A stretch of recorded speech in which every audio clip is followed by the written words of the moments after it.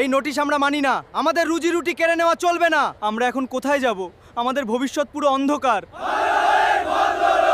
সম্প্রতি রেল দপ্তরের পক্ষ থেকে নোটিশ দিয়ে জানানো হয়েছে আগামী 21 তারিখের মধ্যে সমস্ত দোকান এখন কোথায়? রেলের উচ্ছেদ নোটিশের প্রতিবাদে পাল্টা দাবি জানালেন মগরাহাটের বেকার যুবক যুবতীরা।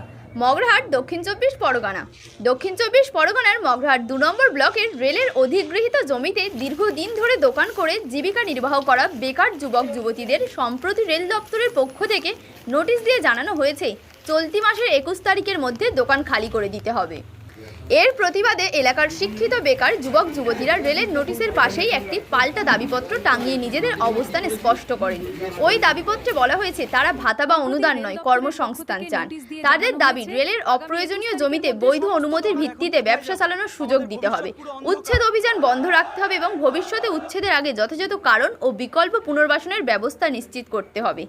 এলাকার যুব সমাজের দাবি, জীবিকার স্বার্থে রেল কর্তৃপক্ষ মানবিক দৃষ্টিভঙ্গি নিয়ে বিষয়টি পুনর্বিবেচনা করুক।